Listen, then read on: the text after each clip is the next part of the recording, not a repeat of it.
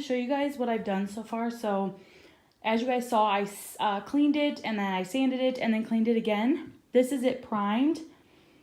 It's not the prettiest, but it doesn't have to be for the primer. So just make sure you basically cover as much of it as possible. The top is what matters the most because that's going to be the part that gets touched the most. See, as you can tell, it's not perfect, but it is primed all the way. So don't mind this like patch right here. It just wasn't dry all the way, so it kind of pulled up. So I just have to redo it after. I'm going to put a third coat. So I'm going to do 3 coats on the top for primer, but on the rest of it, I only do 2 coats, but 2 coats only on like the big parts, not on the little parts. I only do 1 coat. I'll just do 1.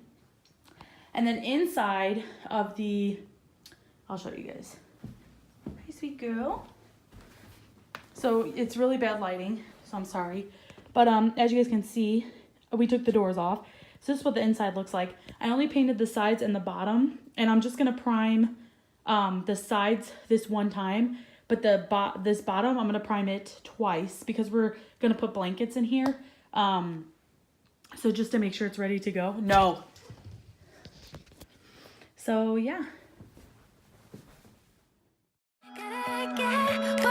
We want, turning up the energy, going down in history. Going down in history. Going down in history. Hey, so I just wanted to update you guys on what it's looking like. So this is the first coat of actual paint. So it was sanded, primed twice, and then now I've painted. The top, I've already done 2 coats because it's chalk paint.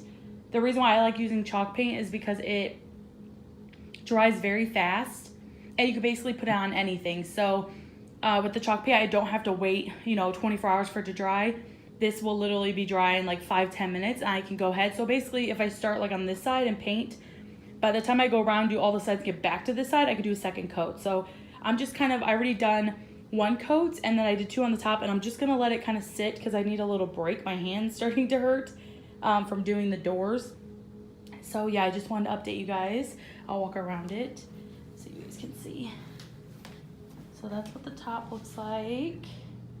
And then I also have the inside that I'm doing just because it kind of had a smell to it just because they were old. So I wanted to get rid of that scent, and the easiest way to do that is just to paint the inside. So, I mean, it's not hard either. I just rolled it, the sides and the bottom, just so it all looks nice when you open it. So yeah, that's where we're at.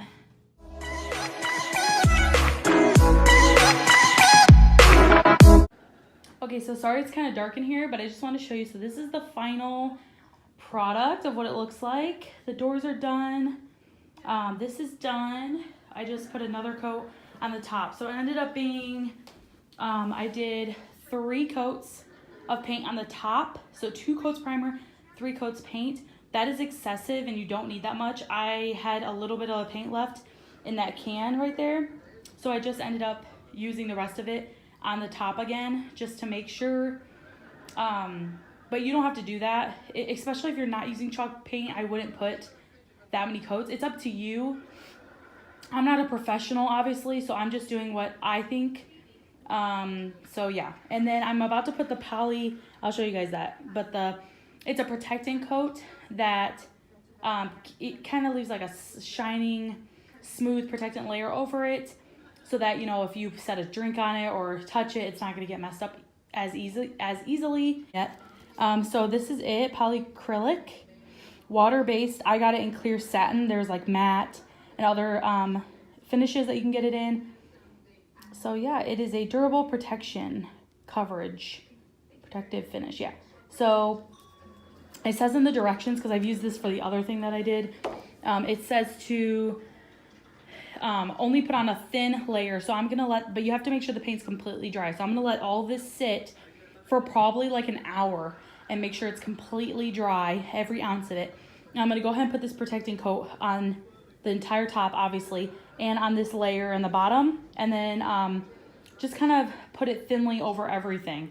But I definitely want to make sure I cover the top, because that's the part that's going to get the most traction, tension, or that's the part that's going to get the most use. So I want to make sure that that's protected. So yeah, I will go ahead and let that sit for an hour, and then I'll be back to show you guys how I put on this polyacrylic coat.